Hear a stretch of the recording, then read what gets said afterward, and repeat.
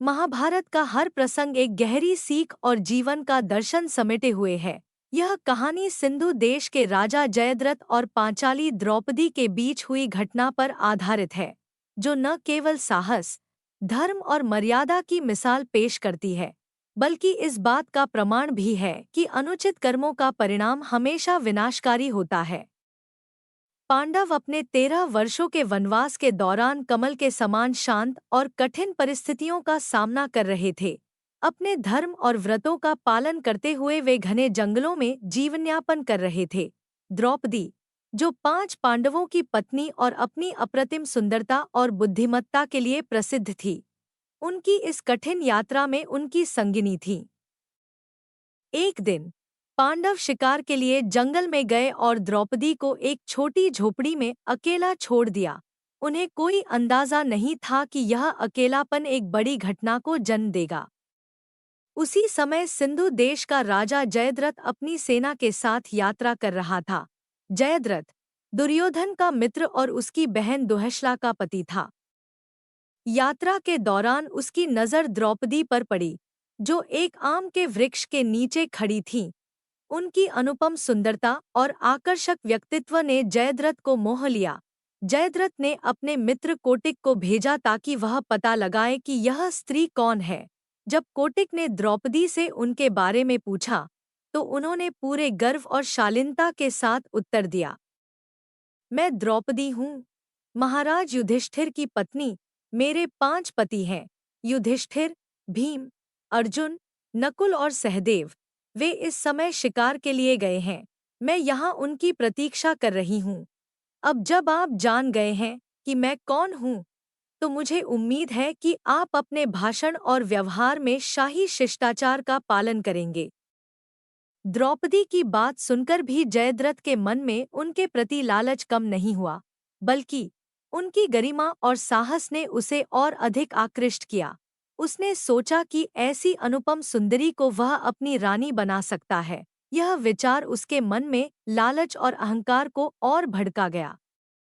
जयद्रथ ने बोला, हे महान महिला, द्रुपद की पुत्री, तुम इस जंगल में भिक्षुकों, पांडवों की संगति में अपनी सुंदरता और यौवन को व्यर्थ कर रही हो। मैं एक राजा हूँ और तुम एक राजसी महिला हो। तुम मेरे योग्य हो, मेरे साथ चलो और इन पांडवों को उनके भाग्य के भरोसे इस जंगल में छोड़ दो। मैं तुम्हें अपने दिल की रानी की तरह मान सम्मान दूंगा। कृपया मेरे रथ पर आकर बैठो।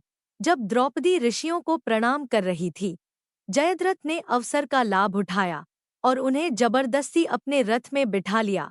द्रौपदी ने उसका कड़ा विरोध किया और चेतावनी दी, यदि मेरे पति इस बात को जान गए तो तुम्हें इसका भयावह परिणाम भुगतना पड़ेगा।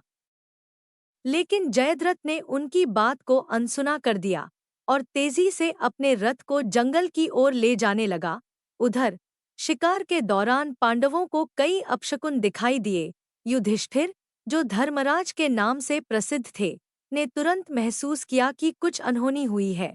वे सभी चिंतित होकर द्रौपदी के पास लौटने लगे। जब वे झोपड़ी पर पहुंचे और द्रौपदी को वहां न पाया, तो उन्हें गहरा आघात लगा। जल्द ही उन्होंने रथ के पहियों और द्रौपदी के पदचिह्नों के निशान देखे। उन्होंने तय किया कि वे द्रौपदी को किसी भी हालत में बचाएंगे। पांडवों ने निशानों का पीछा करते हुए जयद्रथ की सेना तक पहुंच गए। जयद्रथ की सेना ने पांडवों को रोकने की कोशिश की, लेकिन भीम और अर्जुन के शौर्य के आगे वे टिक नहीं सके। भीम ने अपने अद्वितीय बल से सेना को तहस-नहस कर दिया, जबकि अर्जुन ने अपनी धनुर्विद्या से शत्रुओं को धराशायी कर दिया। जयद्रथ ने जब देखा कि उसकी सेना पांडवों के हाथों हार चुकी है, तो वह भयभीत होकर भागने लगा। लेकिन पांडवों ने उसका पीछा करना जारी रखा। भीम, जो अपने क्रोध और बल के लिए प्रसिद्ध थे, ने जंगल में जयद्रथ को पकड़ लिया।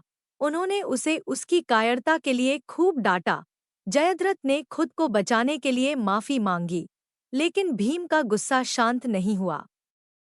जब जयद्रथ को पांडवों के पास लाया गया, तो भीम ने उसे मारने की इच्छा व्यक्त की, लेकिन युधिष्ठिर, जो धर्म और न्याय के प्रतीक थे, ने कहा, जयद्रथ का वध करना अनुचित होगा। वह दुर्योधन की बहन दुहशला का पति है। उसका वध करने से हमारी प्रतिष्ठा पर आंच आएगी।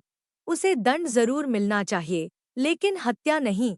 युधिष्ठिर की सलाह पर अर्जुन ने जयद्रथ के सिर के बाल काटकर उसे अपमानित किया। भीम ने उसकी 5 चोटियां बना दी और उसे चेतावनी दी, अब से तू किसी भी सभा में जाने योग्य नहीं है।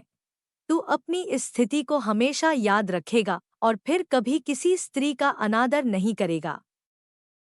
जब द्रौपदी ने यह सब देखा तो उन्होंने कहा, यह दंड उसके अपराध के लिए पर्याप्त है, उसे छोड़ दो। द्रौपदी की यह न्यायप्रियता उनकी गरिमा और मर्यादा को दर्शाती है। अपमानित और शर्मिंदा जयद्रथ ने पांडवों के चरणों में सिर झुकाकर माफी मांगी। युधिष्ठिर और अर्जुन ने उसे जीवनदान देकर यह दिखाया कि क्षमा भी वीरों का गुण है। यह घटना हमें सिखाती है कि लालच, अहंकार और अधर्म से प्रेरित कार्य हमेशा पतन का कारण बनते हैं। पांडवों की साहस और द्रौपदी की गरिमा ने यह साबित किया कि धर्म और न्याय के लिए कभी समझौता नहीं करना चाहिए। कृपया वीडियो को लाइक, सब्सक्राइब और शेयर करना न भूलें।